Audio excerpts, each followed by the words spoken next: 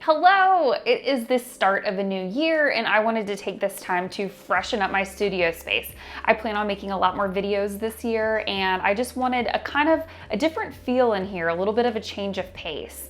And so the beginning of January is usually a little bit slow for me, and so I took a whole weekend and gave this room a little bit of a makeover and I documented the process for you guys. To get things started, I purged everything, my tools, my equipment, my ingredients.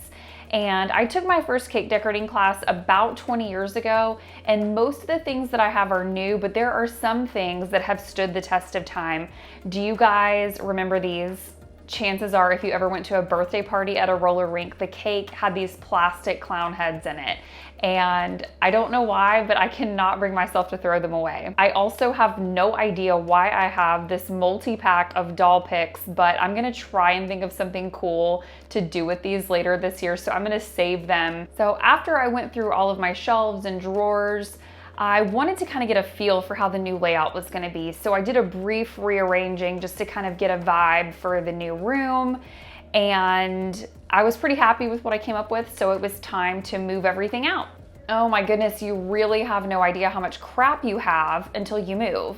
I also took everything off the walls and spackled all the holes because I just wanted to start with everything fresh and I didn't want to feel like I needed to hang things in the exact same spot where it was before. We had a small roof leak a while ago and we got the roof repaired, but I never had enough downtime to totally clean out my room and spackle the ceiling where we had a little bit of plaster peeling up. It was bothering me, so it made me really happy to finally get it taken care of.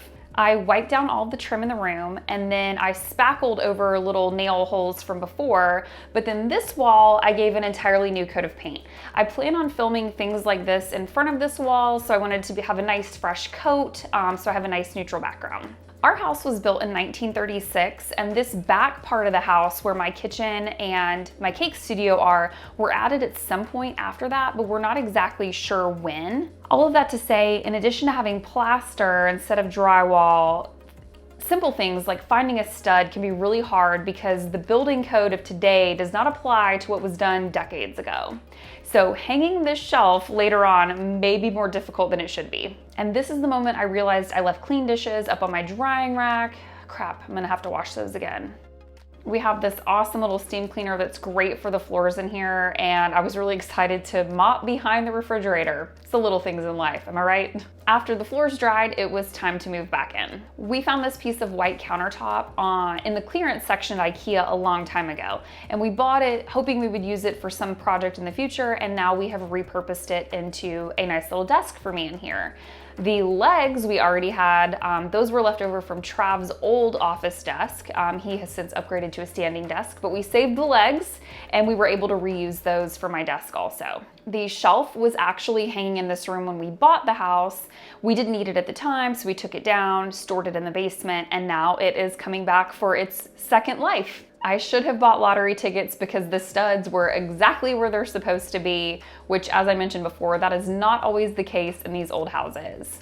Yes, I still have and use a printer. I like to have a physical copy of my order that I use when I'm creating the cake, and then I also take it with me on the delivery. I guess it's somewhat of a security blanket at this point. And here is the final reveal. I really like how everything turned out. It's super clean, fresh, and organized in here.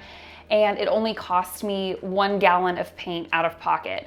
Everything else that I brought into the room that wasn't in here before is actually not new. It was made from materials that we already had on hand. So my husband's habit of hoarding building supplies has finally paid off. Yay!